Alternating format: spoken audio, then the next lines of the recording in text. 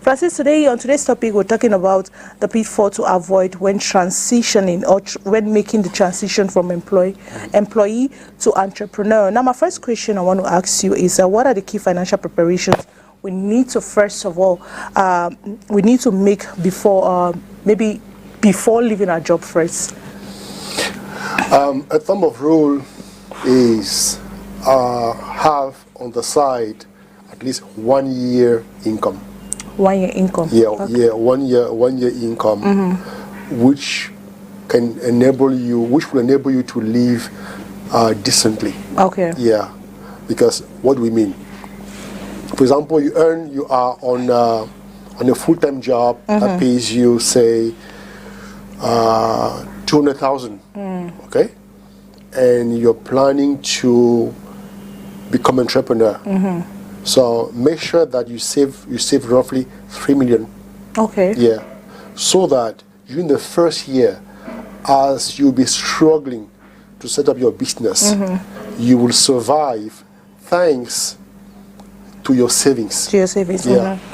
Let no one fool you that you should get into entrepreneur and start hoping to have a salary a month later. No, it's not just possible. Yeah. So save at least 1 year. Now, while you're saving 1 year's salary, also save for contingencies. Okay. Yes. Because when you have your full-time job, when you're sick, maybe your employer has an insurance scheme for you, whereby maybe you cover half and then the company covers half. You know, so make provision for that. And then the moment you become an entrepreneur, live a frugal lifestyle. I repeat, live a frugal lifestyle. What does it mean for those who are watching us at the moment? Okay. If you were on rent, if you were on rent as an employee, paying 50,000 francs CFA rent, please drop it. Look for a rent between 20 and 30. 30,000. Yes. Thank you. If you were used to eating a lot of roasted fish in the evenings, please cut down, because the path you're taking. If the person used to eat the full fish, maybe you can reduce to half. To half. Okay. Because the path you're taking is a very slippery path, where nothing is expected, everything is unexpected. And then make sure that the partner that you have, if you're married, make sure that your partner understands the venture. If you're unmarried, if you are dating somebody, make sure that your partner, your boyfriend or your girlfriend understands your move, because your lifestyle will drastically change. If you had 2 cars, park one. Or you sell. Or you sell. If you had intentions of buying a lot of cloth, dresses, please cut down. This is for ladies. If you were used to going to the salon every week, start contemplating going there on a monthly basis. You can even shave. You can even shave. So those are the first measures to take. Now, what I want to discuss, to address right now, is the mindset. The mindset, yeah. What happens? Because a lot of people who are currently in full-time employment are dreaming of taking the move, but they're afraid. But they keep postponing.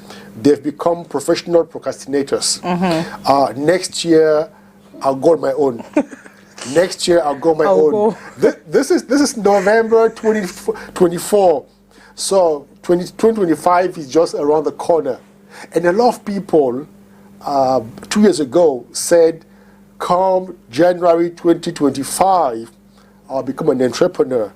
And now some of them are already postponing, say, no, I'm not ready. Probably for 2026. Yeah. So this fear, what happens? Why are people afraid of taking the bold step? The bold step. It's because they've used to comfort. They've been comfortable, you know. Every 30 days they have a salary. The salary doesn't depend on them. It depends on the company. And so they have less stress. But moving in as an entrepreneur means that your income depends solely on your efforts. On your efforts. That's it. There is no sick leave when you're an entrepreneur, because every sick leave means no income. I repeat, sick leave means no income. Fancy holiday means no income. And to sponsor a fancy holiday, you need to work for years. But as an employee, you can sponsor a fancy holiday by taking a loan at the bank. The loan on your salary from the bank. But as an entrepreneur, everything rests on your shoulders. So it's important, first of all, to know why you want to step down as employee to become entrepreneur. Why? What are the reasons? Is it just a fancy reason? It's just because you feel that you'll be free, and freedom is a big trap. A big trap. By the way, it's a so big you trap make more money. because you need more money. Now, if you feel that you have the skills and that you have a dream, and that the market can accommodate your dream, then go for it. And once you decide to go for it, make sure that you discipline yourself, because entrepreneurship is a lot of discipline. Discipline. Whether you employ people to work for you or you work for yourself. And then make sure that you are financially literate, because entrepreneurship is about making calculations and taking financial risk. If you're not financially literate, start learning, start developing yourself in terms of financial literacy, because it's fundamental. It's essential for any entrepreneur, whether big or small. You must be financially literate. And then you need to make sure that your close family supports you, because it's a big step. Moving from a full-time employee to entrepreneur is a major step in someone's life. And so it involves a lot of shift in your routine, shift in your mindset. And so you definitely need, you need a team around you. What I mean by team is your family, your spouse, your brothers and sisters, your cousins. Your family should come together and support you, because it's a very slippery path, as I said earlier. And because it's slippery, you need people to support you, because you get stress on a daily basis. Because entrepreneurs, you make plans, you anticipate, but you don't always get what you expect. You may aim for 10, you get 2. You may aim for 10 million, you get 2 million. 2 million. And so every time you need to adjust. And so, but if your close family doesn't understand this, if they don't understand this, then you always be very stressed, and at some point your body will no longer be able to handle the stress, and you may just have a breakdown, which is very dangerous. So your coping capacity and your coping mechanisms must be updated. You must develop what we call resilience. Okay. That is the ability of handle life setbacks. Okay. Yeah. You don't call for setbacks, but they come. They come. As a result of your interactions, your actions, and your decisions. You cannot always make the best decisions. So you make wrong decisions and right decisions, but you always have to bear, the consequences, because that's what it means to become an entrepreneur. Now, as an employee, you are not exposed to all this risk, to all these dangers, to all these consequences. So you need to make a mental shift that now my destiny or my faith lies in my hands. And this is how I'm going to move forward. Alors donc, c'est pas facile de faire la transition. Ça, nous sommes d'accord. Mais lorsque vous vous sentez le potentiel, lorsque vous sentez que vous avez une vision, une vraie vision, et non juste un effet de mode. Parce qu'aujourd'hui, il y a comme un effet de mode quand on parle d'entrepreneuriat, il y a comme un effet de mode, tout le monde veut devenir entrepreneur parce qu'on est, entre guillemets, on est libre. On est libre, on dispose de son temps, on dispose de son argent comme on veut. Mais ça, c'est une leurre. Parce qu'au demeurant, être entrepreneur veut dire prendre des décisions qui impactent notre vie directement. Parce que quand on est salarié, il y a parfois une structure qui nous emploie et donc nous avons une garantie financière en ceci que notre employeur nous garantit un salaire mensuel.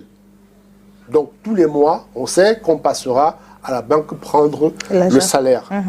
Mais lorsqu'on devient entrepreneur, ce réflexe-là, on doit l'éliminer, il doit disparaître. Parce que ce n'est plus quelqu'un qui va garantir notre salaire, mais c'est nous-mêmes qui garantissons notre salaire. Et notre salaire vient de notre chiffre d'affaires. Le chiffre d'affaires vient de nos ventes. Ça veut dire qu'il faut être capable de vendre.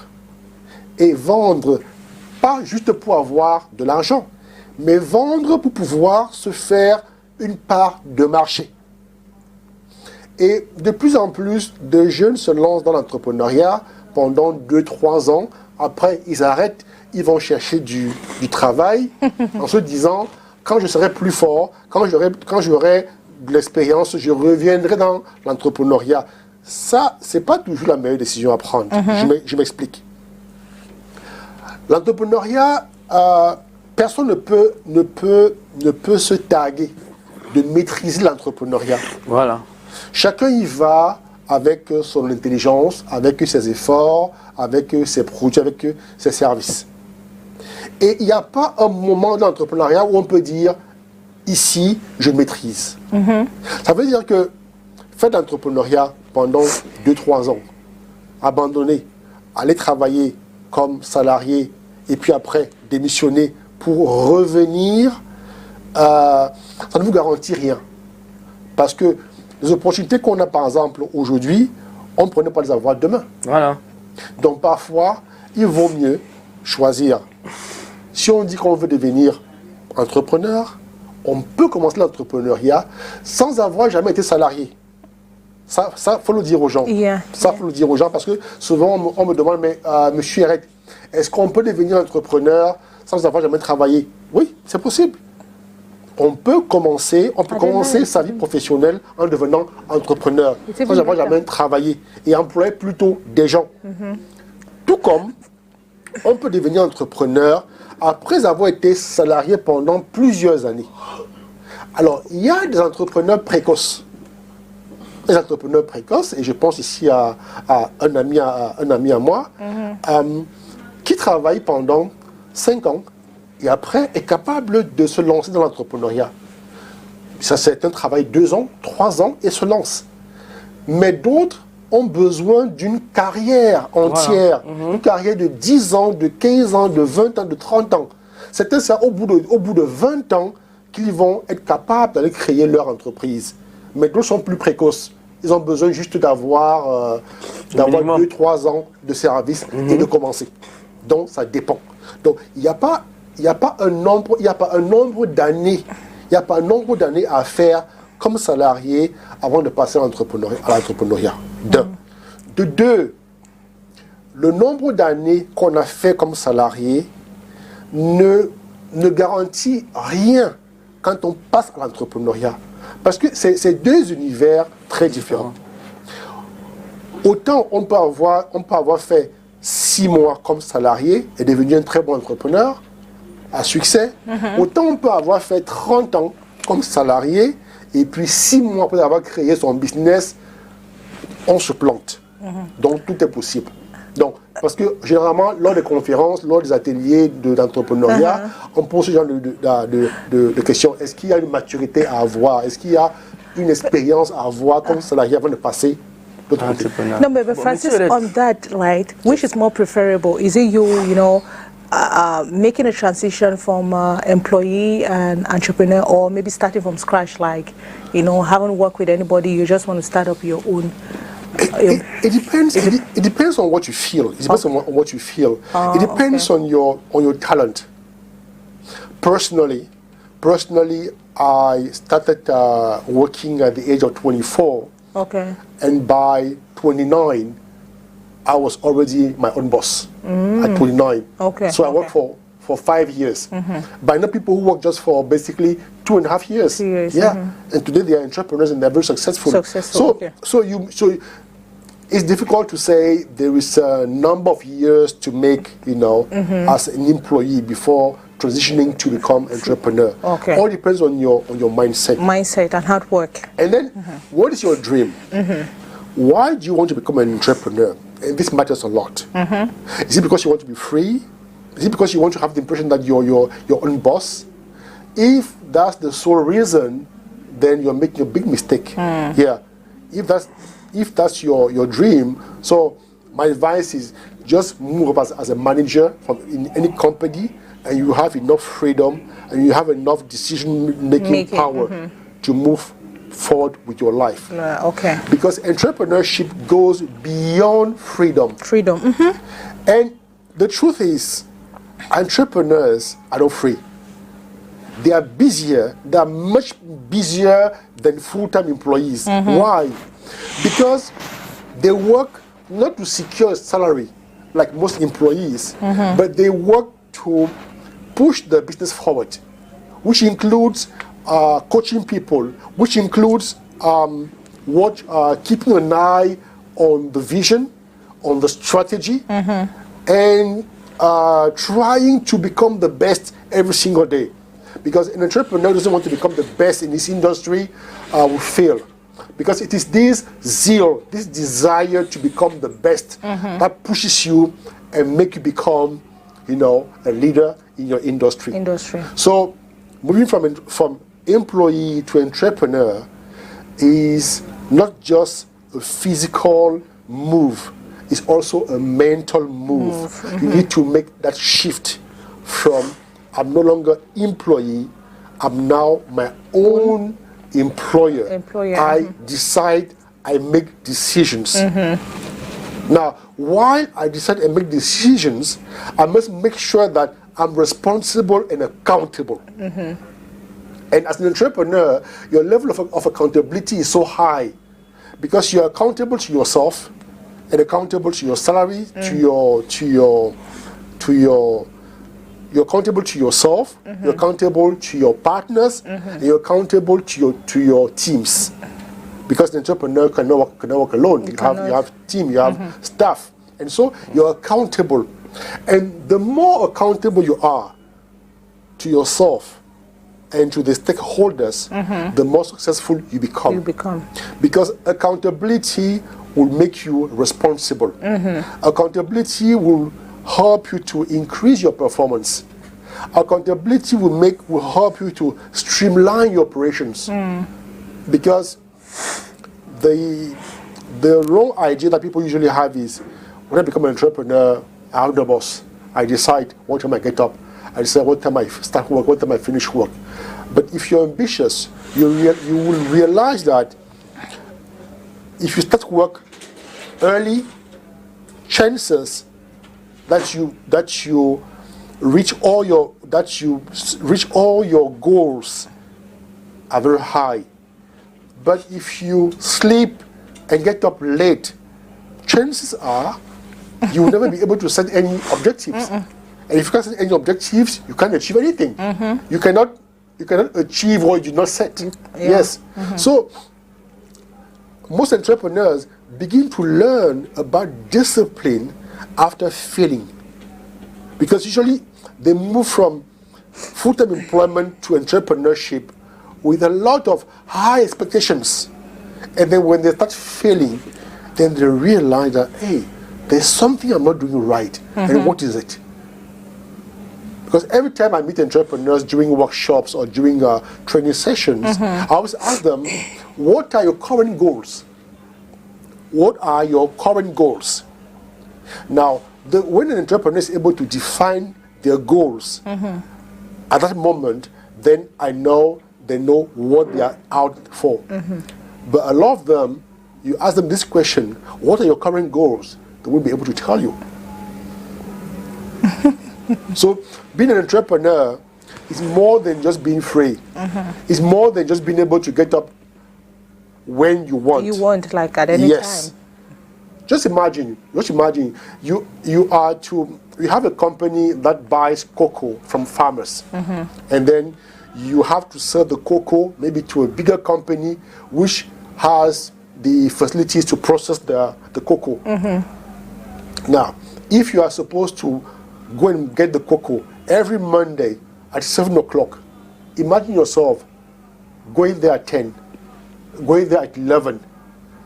Another company will buy the cocoa at 7 o'clock. 7 o'clock. So for you to be able to buy the cocoa every Monday at 7 o'clock, you need to get up maybe every Monday at 5. Start your car, travel to the place where farmers are expecting you. Yes, and then you buy. And then the company to whom you sell the cocoa expects you maybe on some specific days of the week. And maybe they expect you to come with some specific quantity of cocoa and with some, and each bag of cocoa maybe you should have I don't know, a minimum standard in terms of weight, in terms of quality. So if you're not able to do this, what does it mean to be your own boss? It means nothing. It means nothing. So it's an illusion. It's an illusion that people have that entrepreneurship is freedom. It's not freedom. An employee is freer than an entrepreneur. Entrepreneur, thank yes. you. Monsieur ERET, ça dit que d'un côté, il y a les entrepreneurs, d'un autre côté, il y a les salariés. Je ne sais pas, il y a plein de questions qui fusent dans ma tête. Parce que j'ai souvent l'impression que les salariés, de leur côté, à leur niveau, ils envient les entrepreneurs. Et les entrepreneurs aussi, de leur côté, j'ai souvent aussi l'impression qu'ils envient les salariés. Parce que parlons peu par c'est vrai. Oui, et puis, je ne sais pas, est-ce que le pourcentage des gens qui quittent du salarié pour l'entrepreneuriat, quel est le pourcentage? Est-ce que ceux qui quittent du salarié pour l'entrepreneuriat, c'est supérieur à ceux qui quittent l'entrepreneuriat pour le salarial? Et j'aimerais aussi vraiment savoir comment quitter véritablement du salarié pour l'entrepreneur. Alors, il se trouve qu'il y a plus de salariés que d'entrepreneurs. Ça, c'est clair. Oui, ça, c'est clair. Il y a plus de salariés que d'entrepreneurs.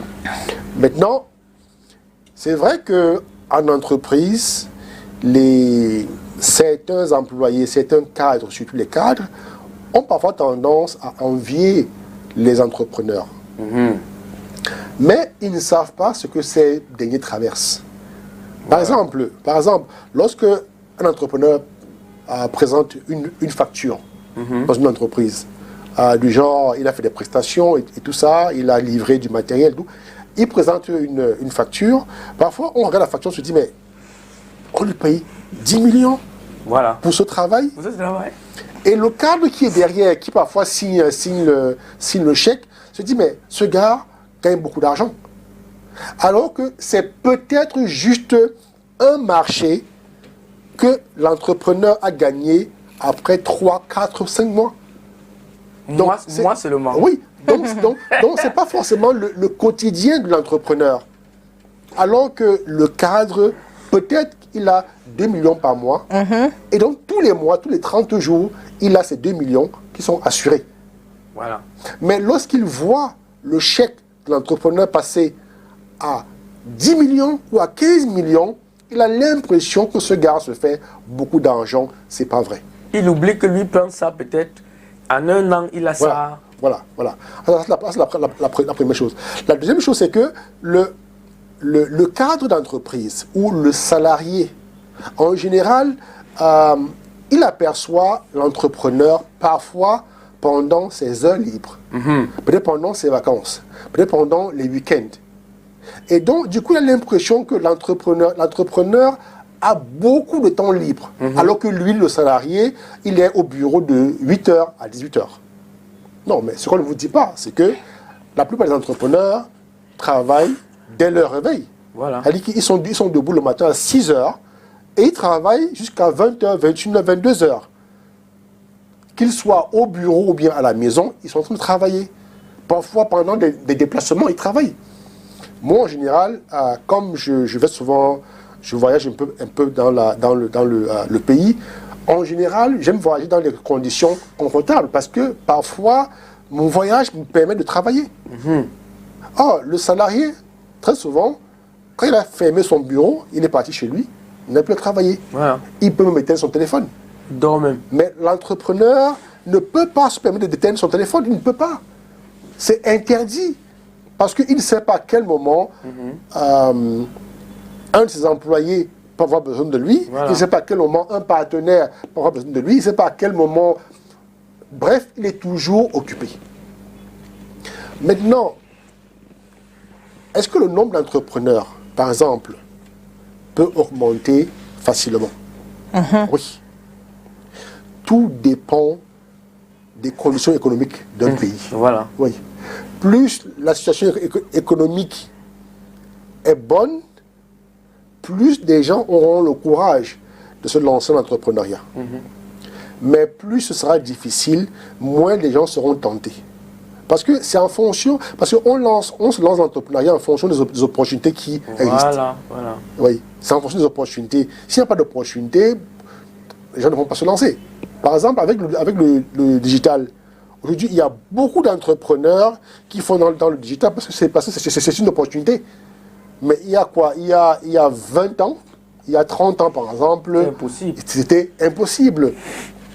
Donc de la même façon, autant les entreprises se créent, autant parce qu'il faut se dire qu'au demeurant, ce sont les entrepreneurs qui créent les entreprises. D'accord? Les entrepreneurs créent les entreprises parce qu'ils ont une vision, ils ont un rêve. Maintenant, quand la situation économique d'un pays est rose, alors forcément, vous aurez beaucoup d'entrepreneurs parce que vous aurez beaucoup de projets qui vont voir le jour. Mais quand les taux se resserrent, alors parfois même, les entrepreneurs qui avaient déjà commencé, parfois arrêtent et rentrent vers le salariat. Donc, il est possible d'avoir, par exemple, des entrepreneurs qui ont osé, mais après, qui ont pris peur, ou bien qui étaient vraiment coincés, et sont rentrés maintenant dans le salariat. Okay. Mais tout à l'heure, j'ai aimé la différence que vous avez faite tout à l'heure avec les entrepreneurs, les salariés qui croient que non, l'entrepreneuriat touche beaucoup. Oui. Mais parlons vers monsieur l'entrepreneur, le salarié. Qui finalement est le boss? Comme je demandais à Cathy tout à l'heure, c'est-à-dire que, mine de rien, qui, lorsqu'il touche, il gagne son marché, on peut dire que lui, il est mieux, quand même, il est à l'aise par rapport à l'autre. Ou alors ils sont égaux. It depends.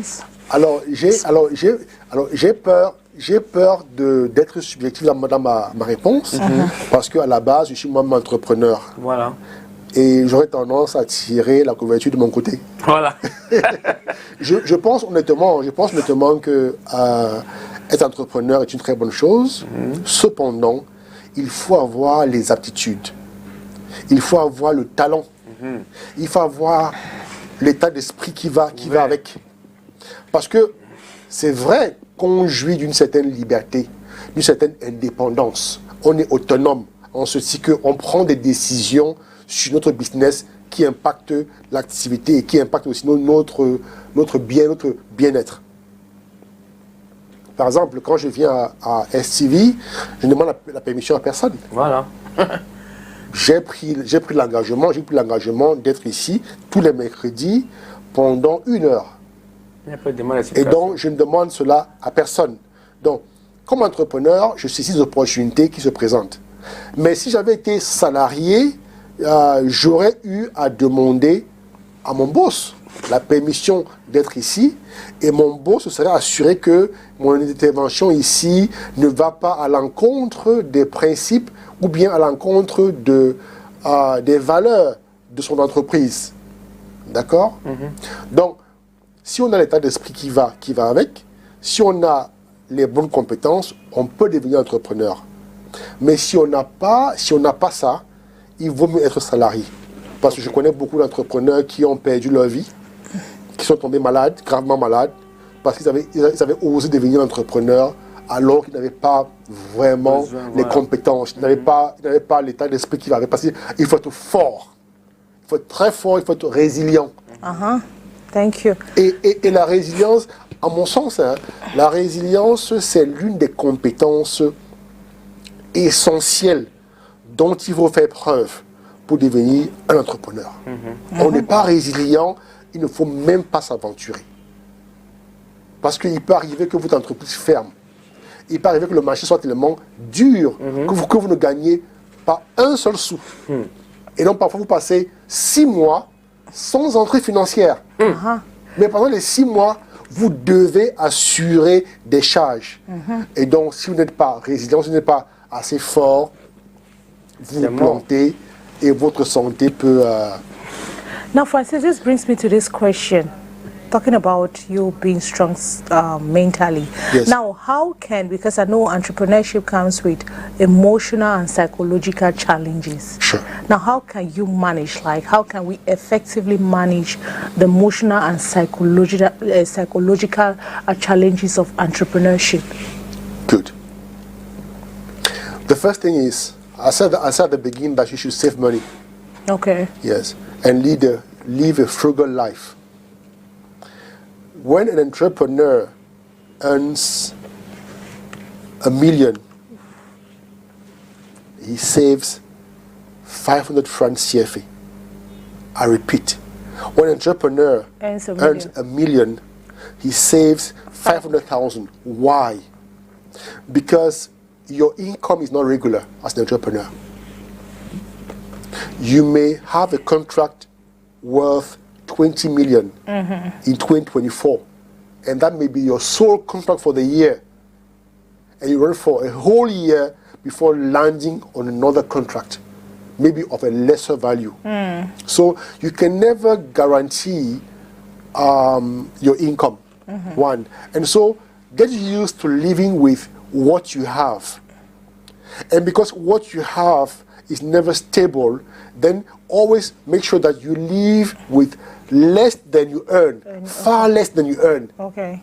Because if you earn $1 million and you save 500,000, it means that if over the next 2 months you earn nothing, you fall back on those 500,000, which can take you again for the next 3 months. 3 months.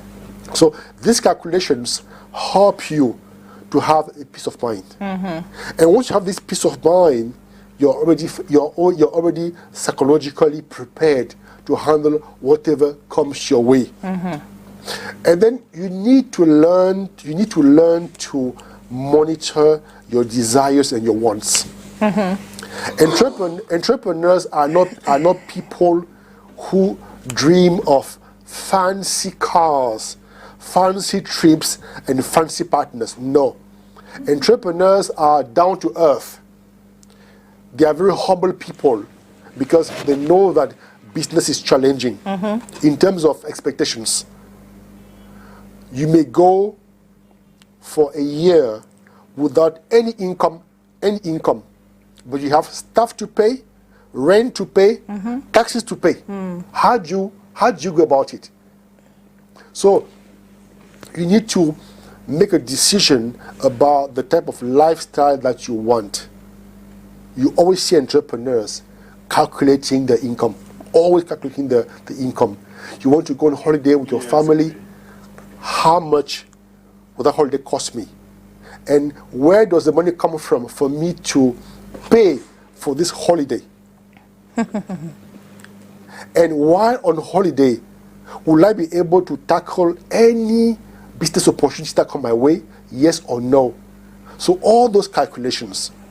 So as a result, you will have to put money aside and secure some investments so that if things get sour, you fall back on those investments. Okay. Just imagine you've been an entrepreneur for the past 10 years, and then one day things go sour. So what do you fall back on? That's why entrepreneurs are people who are always thinking always calculating, and they hate distractions. Whether it comes from a partner, whether it comes from friends, they hate distractions because they know that their lifestyle is financed by their efforts. Okay.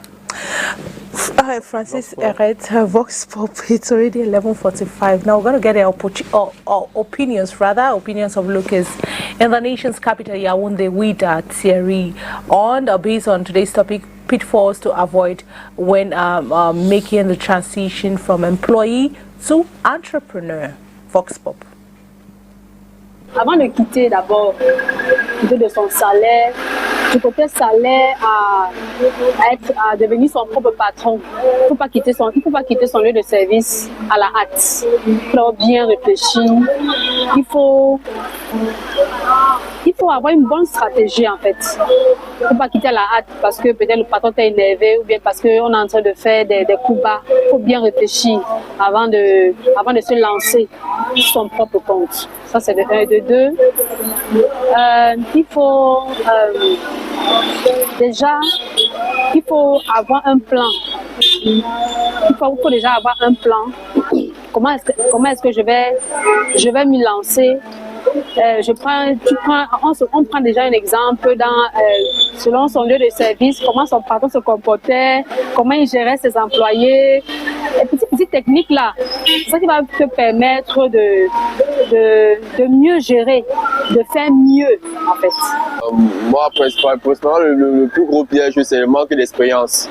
C'est-à-dire le fait de ne pas avoir des connaissances et aussi de l'expertise dans un domaine auquel on veut forcément entreprendre. Et aussi, bon, c'est tout, c'est primordial pour moi, c'est l'expérience. Tant qu'on n'a pas d'expérience dans un domaine vraiment crucial où on investit beaucoup d'argent, il ne faut pas se lancer dedans. Bah après, ça dépend de la raison pour laquelle vous avez décidé de changer de casquette, hein, parce que si vous êtes salarié et que vous décidez de passer à l'entrepreneuriat, c'est que vous avez forcément des raisons.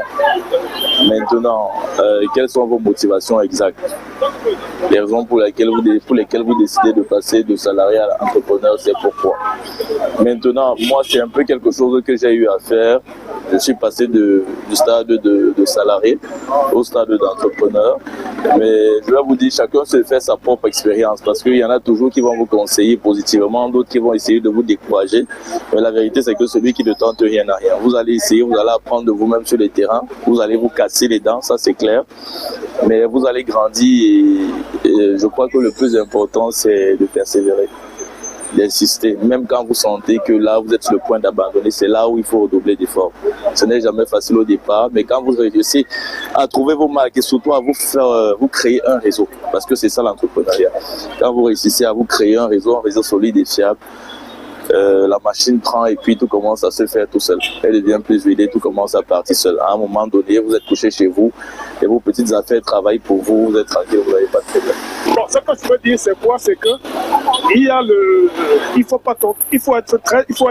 faut s'organiser.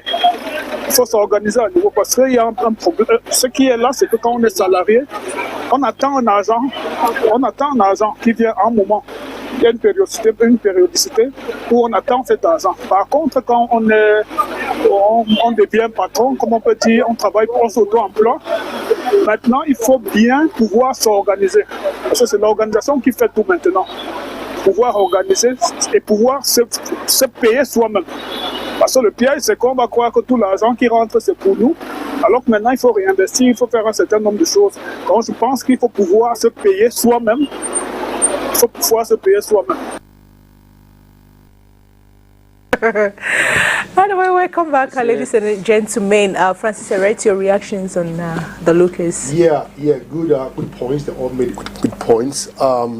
Experience matters, but it's not everything because you can still buy people experience. You know, the good thing about entrepreneurship is that you may be clueless about a sector, about an industry, and then you hire people who have the knowledge and the experience, and they work for you. And they work for you. Yeah, that's true. work for you. Yeah. That's true. But then that will entail a lot of money. Not necessarily. Okay. Do you know that there are companies here which employ like 70% of staff are under 25. Wow. Yeah. Which means that salary-wise, it's not heavy at all. Yeah. Okay. Francis, someone made a point about you planning. Now, this brings me to this question: like, how do you, like, you know, come up with a realistic business plan, plan that can address maybe future potential risks as an entrepreneur? Well, there's no perfect business plan. Okay. Yeah. You know, something about entrepreneurship is uncertainty. And I tell people, as soon as you step into entrepreneurship, please integrate this word, uncertainty. Uncertainty. Yes. Okay. So if you're not comfortable with this word, uncertainty, please stay in your full-time job. L'incertitude, c'est un mot que l'entrepreneur épouse. Parce que on est sûr de rien à 100%. Autant on peut être sûr d'un investissement lundi matin, autant dimanche soir. On peut tout perdre. Parce qu'il y a des variantes qui ne dépendent pas de nous. Il y a des variantes qui dépendent du marché. Il y a des forces endogènes au marché et des forces exogènes au marché. Voilà. Donc il y a des choses. Par exemple, nous sommes au Cameroun, d'accord? Il se passe quoi? Il se passe quoi en Ukraine? Il y a une guerre, d'accord? Mais il faut comprendre que cette guerre-là a un impact sur notre économie camerounaise. C'est clair. Oui.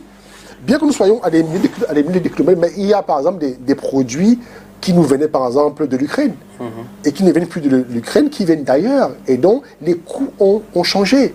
Donc, autant on peut être sûr d'une opportunité lundi, autant dimanche, on peut la perdre. Voilà. Et donc, l'incertitude de l'entrepreneur, en fait, il n'a pas de choix. L'entrepreneur doit composer avec l'incertitude. Voilà. Il doit composer avec l'actualité, avec ce marché qui peut vaciller d'un moment à l'autre. Voilà.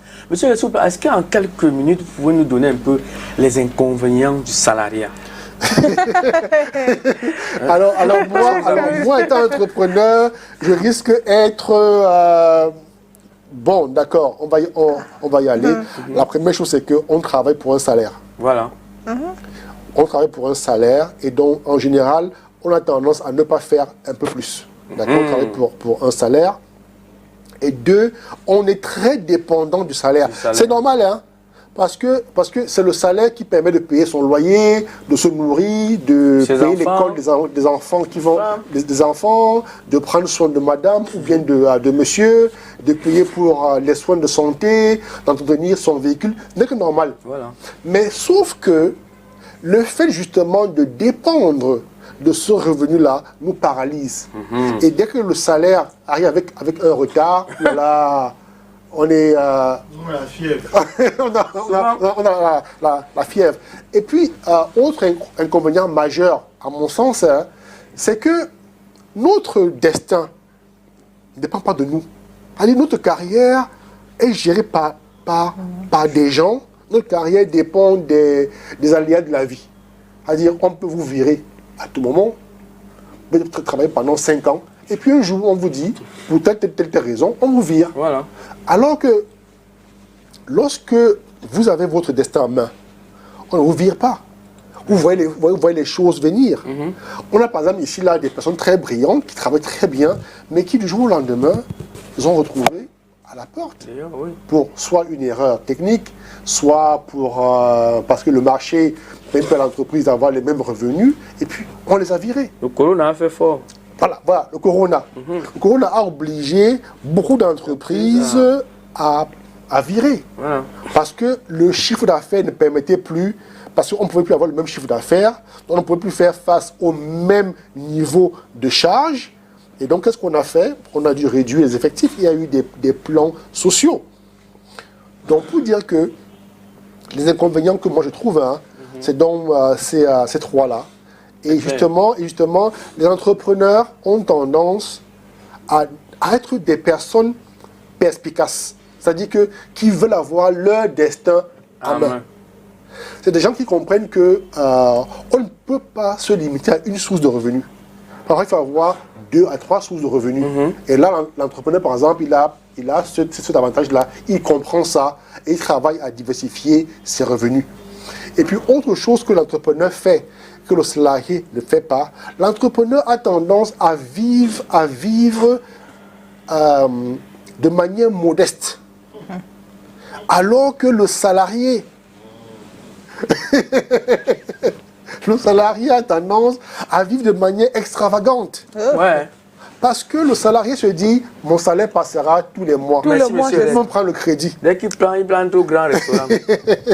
C'est pour ça qu'on travaille. Donc, je ne veux pas être méchant envers les salariés, mais voilà quelques points que je Non, peux c'est relever. clair, monsieur. Comme l'eau de rouge. Francis ERET, we're working the money, so we need to spend the money. Anyway, thank you. Know how you spend it. Yes, of course. We're spending, but we cautiously, we're very cautious when it comes to spending our salary. Yes, okay. Because waiting for another 1 month is not going to be easy. So we're mindful, very mindful. And remember, salary is never enough. It's never. You have 500,000 francs salary, you have problems of a million. What are you even saying? More than a million even. And the moment they start paying that 1 million, you have problems for 2 million. 2 million. So our salaries are never enough. But then it's a choice. You can see, make a transition from employee to an entrepreneur, depending on your goals. Like earlier I said, I told you people that you're going to ride on home with something, and I'm sure you picked it. I hope you noted everything down here. Nobody called, you didn't send a text message, but I am hoping that you noted all the astuces, all the tips on how to be a good entrepreneur, like Francis ERET earlier said. Myself, it's a good opportunity to me and Francis. Thank you so much. You're helping me. You cannot imagine. I think I need to. In fact, what do you drink? What's the choice of drink, Francis? Anyway, ladies and gentlemen, we've come to the end of your favorite program, The Rendezvous. We're going to meet again tomorrow, Thursday, for a spiritual Thursday with prophetess Geneviève Ekani. Ngono Ekani. Cathy, tout à l'heure, je disais que le salaire vient une fois par mois, ça part après 5 jours. Comme quoi? Comme les règles. Ça vient une fois par mois, ça part après 5 jours. Vraiment. Regarde là où il part maintenant. Oh, vraiment. Anyway, ladies and gentlemen, we'll see you tomorrow again for another rendezvous. In fact, take the rendezvous with us on The Rendezvous. Ciao, ciao. Have a wonderful stay in the company of our programs. Bye-bye.